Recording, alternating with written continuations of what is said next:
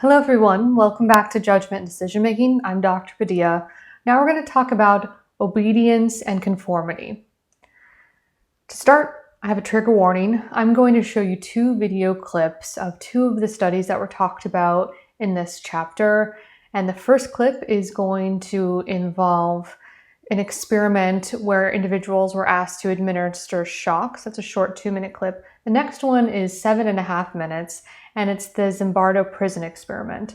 So there's content that involves students being in a simulated prison. So if that is bothersome to you, just go ahead and read the text descriptions and don't watch this part of the clip. A decade earlier, psychologist Stanley Milgram had also looked at how we respond to authority. In order to understand how people were induced to obey unjust regimes and participate in atrocities such as the Holocaust, he set up an experiment.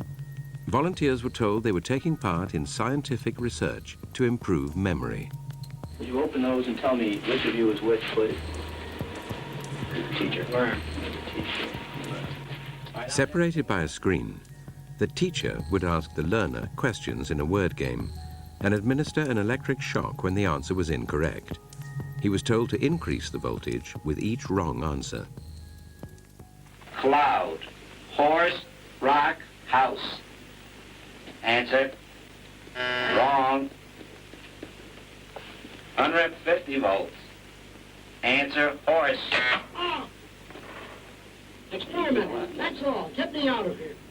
Get me out of here, please. Continue, please. Go right on. I refuse to go on. Let me out. You refuse to go on? The experiment requires you continue, teacher. Please continue. Participants didn't know that the learner was really an actor and the so-called shocks harmless.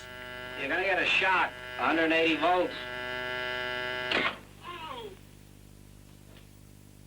I can't stand the pain. Let me out of Can't here. stand it. I'm not gonna kill that man there. I mean, who's gonna take the responsibility if anything happens to that gentleman? I'm responsible for anything that happens here. Continue, please. All right, next one. Slow. Walk, dance, truck, music.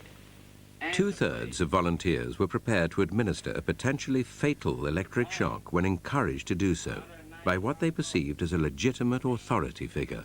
In this case, a man in a white coat. 375 volts. I think something's happened to that fellow in there. I don't get no answer. He was hollering for less voltage. Can't you check in and see if he's all right, please? Milgram's findings horrified America. In 1971, in the basement of the psychology department of Stanford University, a mock prison was created. It rivaled all social psychology experiments in controversy. Shortly after I finished this Stanford prison study, Milgram embraced me and said, "I'm so happy that you did this." He said, because now you can take off some of the heat that he's had to bear alone of having done the most unethical study. Although this experiment is over 30 years old, its enduring power has been underscored by the events at Abu Ghraib. When we got to Abu Ghraib, it was eerie. People were being told to rough up Iraqis that wouldn't cooperate. I mean, they're torturing, they're abusing detainees.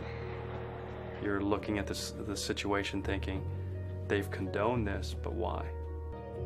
The photographs were strikingly familiar to the photographs that we had taken, many of the photographs I had taken in the prison study.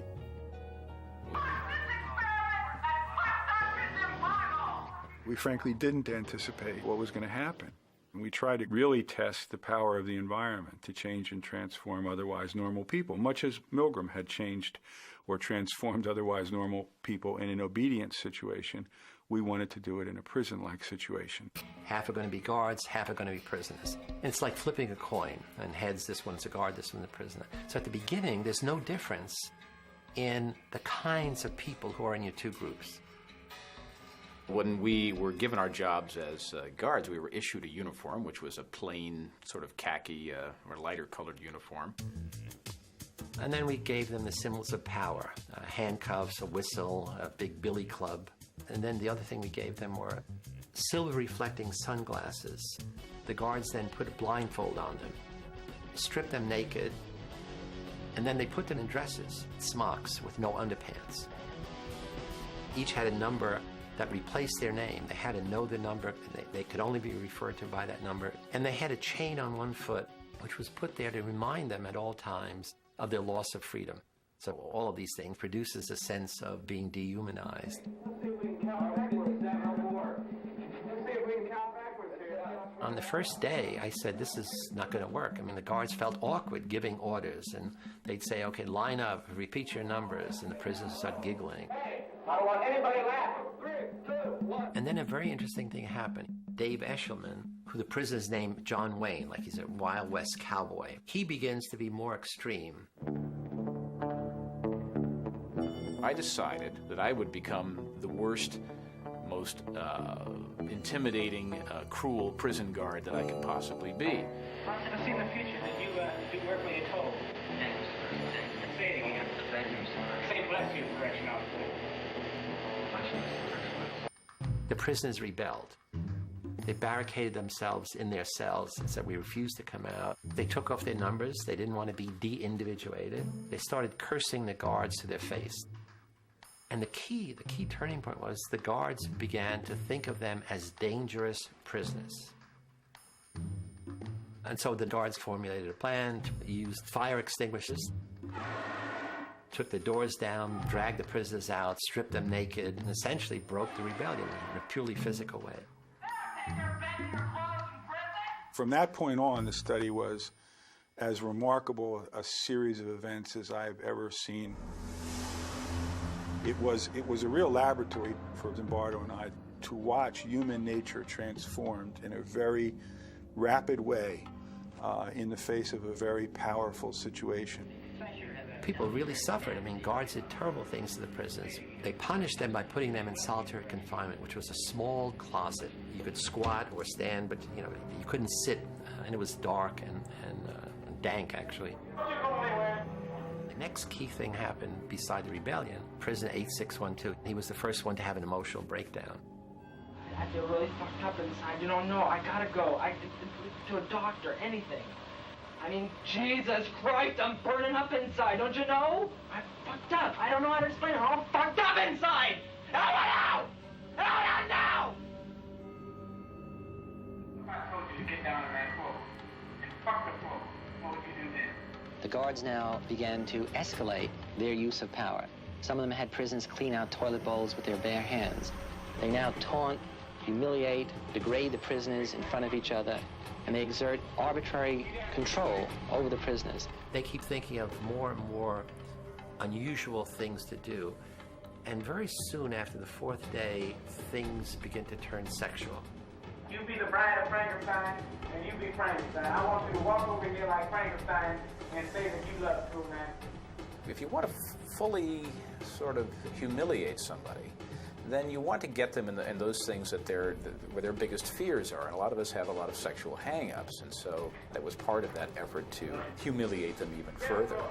Get up, Lord. I love you, Jordan. I love you, Jordan. You smile, Jordan, please. You get down here and do 10 push-ups. The guards knew that had the coin come up heads rather than tails, they would have had the dress on rather than the uniform on. They knew that. So they certainly knew that the prisoners who were being mistreated had done nothing wrong to deserve the mistreatment. And yet the roles themselves were so powerful and the environment itself was so powerful that they ended up punishing those prisoners as though they had done something wrong. On the fifth day of the study, Zimbardo invited his girlfriend, recent psychology graduate Christina Maslach, to visit the mock prison. I had heard bits and pieces from Phil about what was going on. And then when I was down there that evening, it really was kind of a wow. The thing that really got to me was when some of the guards took the prisoners down the hall to the men's room. She looks out and sees a line of the prisoners with paper bags over their heads, each one holding the other one's shoulder. And they're leading them down the hall. And Phil comes over and I look, my God, look at that. And I looked up and something about it just, again, it was the dehumanizing, demeaning kind of treatment. I couldn't watch it. And she said, it's terrible what you're doing to those boys. And she got tears in her eyes. I said, what? And she runs out. And And I'm furious. I'm saying, look, this is, I run outside, we have this big argument. I'm saying, look, this is dynamics of human behavior. Look, it's fascinating, the power of the situation. So I'm giving her all the psychological basis, and what kind of psychologist are you? You don't appreciate this. And she said, I don't understand. You're a stranger to me. I don't understand this. How could you not see what I see? I mean, you're a caring, compassionate person. I know you from all these other things. Something's gone wrong here.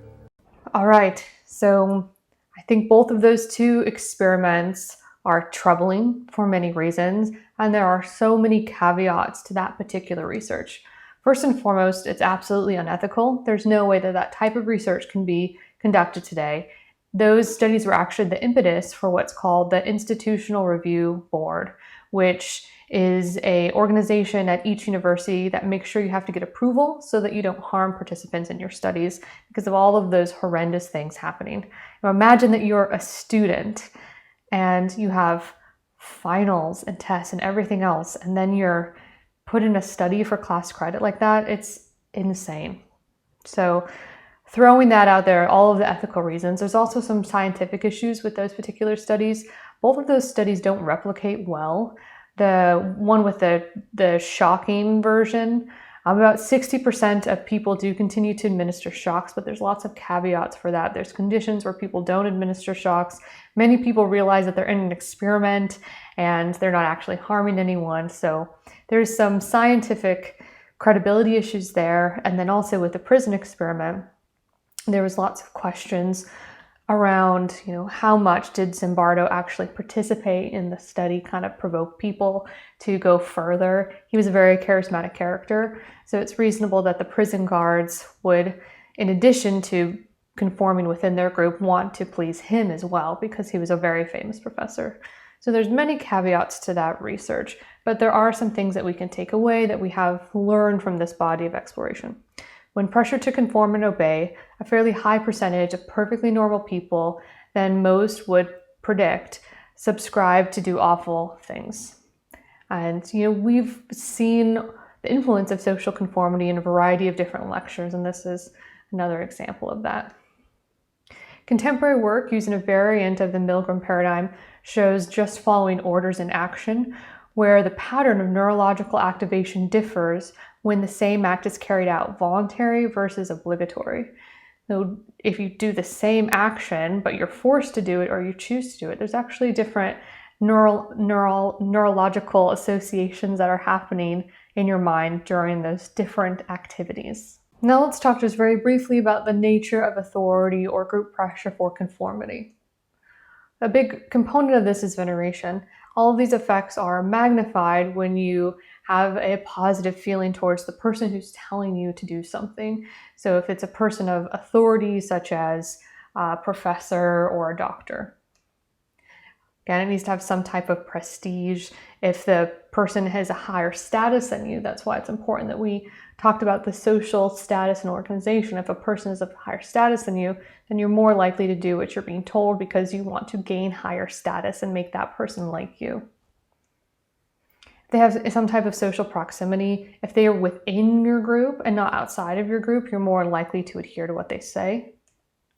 Legitimacy, if they have some type of legitimate authority, you're more likely to adhere to what they say. The number of people, so there's been lots of research on this, and some work suggests that you need more than 3 people doing one activity and you're more likely to be persuaded to do that. We've seen examples with less. We can certainly realize that if there's 1,000 people marching down your street, you're going to be more likely to do it than if there's just 3. But there needs to be sort of a critical mass of people that will influence you to conform to whatever they're doing.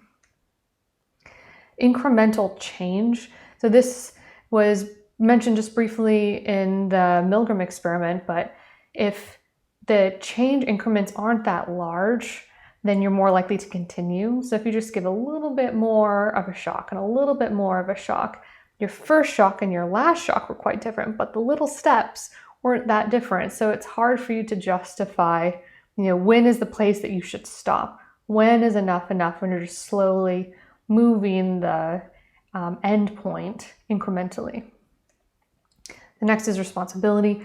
This work is very effective if you can say, it's not me that's administering these shocks, I was told to by someone. Someone else is going to take the responsibility for these actions. Diffusion of guilt. This is why when there were executions, what they would do is they'd have a group of people with guns, and one of them would have a bullet and the rest wouldn't. So you wouldn't actually know if you were the person that shot the individual. And there's more modern versions of that. The one described in the book was that now there's sort of an algorithm that has 2 different lethal dosages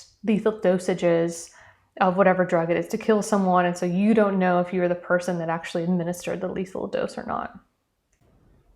Finally, anonymity. I think this one's important nowadays, given there's so many ways that we can be anonymous, particularly online. If you are not the face of what's actually doing something, you can evaporate into the group, and you're more likely to do these types of activities. Summary here, the pull to conformity is strong. Social factors increase the likelihood of conformity, i.e. number of people or anonymity of the situation. When we discover that we're out of step with everyone else, our amygdala spasms with anxiety. That's the fear area of our brain. Our memories are sometimes reversed. Our sensory processing regions are even pressured to experience what is not true. So this feeling of not conforming is very taxing to our body and to our brain. And so we'll try to do everything subconsciously to try to resolve that conflict, including believing things that aren't true or remembering things different than how they actually happened.